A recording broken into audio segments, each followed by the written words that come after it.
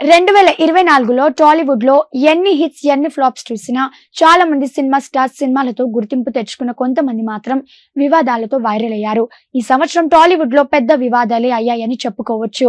Star choreographer Johnny master పై ఓ lady choreographer తనని minor గా ఉన్నప్పటి నుంచి శారీరకంగా వాడుకున్నాడని, పెళ్లి చేసుకోమని బలవంతం చేశాడని కేసు పెట్టింది. ఈ కేసులో జానీ మాస్టర్ ని అరెస్ట్ చేశారు.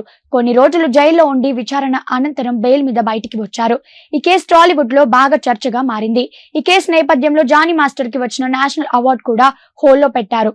రాజ్ తరుణ్ కూడా ఈ సంవత్సరం బాగా వైరల్ అయ్యాడు. ఇటీవల అసలు హిట్స్ లేని రాజ్ తరుణ్ ఈ సంవత్సరం బ్యాక్ టు బ్యాక్ వారం గ్యాప్ లోనే 2 సినిమాలతో వచ్చేశాడు.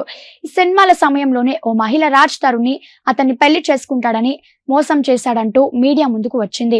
అయితే కేసులో ఆమె రోజుకొక మాట మాట్లాడడం, ఆమె గతంలో డ్రగ్స్ కేసులో అరెస్ట్ అయి బయటకు రావటం, రాజ్ తరుణ్ ఆమెని ప్రేమించిన మాట నిజమే కానీ ఎప్పుడో విడిపోయామంటూ చెప్పడం, ఇలా ఒక నెల రోజు పాటు ఈ వివాదం కొనసాగింది. నాగార్జున ఎన్ కన్వెన్షన్ సెంటర్ ని హైడ్రా కూల్ చేయడంతో చర్చ మారింది. మంత్రి కొండ సురేఖ సమంత నాగ చైతన్యాన్ని ఉద్దేశించి వ్యాఖ్యలు చేయడంతో నాగార్జున ఆమెపై పరువు నష్టం కేసు వేశారు. ఈ వివాదం కొన్నాళ్లకు వాడివేడిగా సాగి కేసు మాత్రం ఇంకా కోర్టులోనే నడుస్తుంది. సీనియర్ క్యారెక్టర్ ఆర్టిస్ట్ హేమ బెంగళూరులో డ్రగ్స్ కేసులో పట్టుబడటం, ఆ తర్వాత నేను డ్రగ్స్ తీసుకోలేదని హేమ వీడియోలు చేసి రిలీజ్ చేయడం, ఈ డ్రగ్స్ కేసు కూడా టాలీవుడ్ లో కలకాలం సృష్టించింది. ఆ తర్వాత నేను డ్రగ్స్ తీసుకోలేదని హేమ వీడియోలు చేసి రిలీజ్ చేయడంలో ఈ డ్రగ్స్ కేసు కూడా టాలీవుడ్ లో కలకలం సృష్టించింది. జ్యోతిష్యుడు వేణుస్వామి రెగ్యులర్ గా సినీ సెలబ్రిటీస్ పై సంచలన వ్యాఖ్యలు చేస్తూ వైరల్ అయిన సంగతి తెలిసిందే.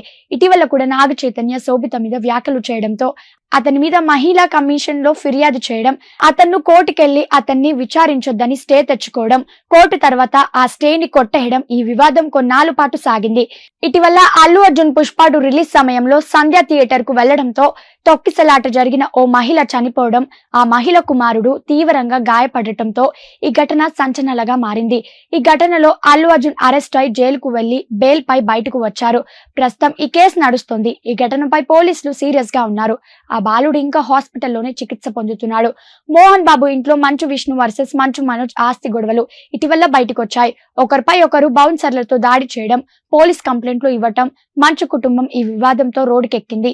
ఇక డైరెక్టర్ ఆర్జీవీపై గతంలో పవన్ చంద్రబాబుపై చేసిన సోషల్ మీడియా పోస్టులను ఉద్దేశించి పలువురు కేసులు వేయటం, కొన్నాళ్ళు ఆర్జీవీ కనపడలేదని హై డ్రామా. కోర్టుకి వెళ్లి ఆర్జీవీ స్టే తెచ్చుకోవడంతో ఈ వివాదం సాగింది. తాజాగా నటుడు యూట్యూబర్ ప్రసాద్ బెహ్రా ఓ నటిని అసభ్యకరంగా తాకాడని, మాట్లాడాడని ఓ నటి పోలీస్ కంప్లైంట్ ఇవ్వడంతో పోలీసులు ప్రసాద్ బెహ్రాని అరెస్ట్ చేశారు. సో ఇవాటి షో టైం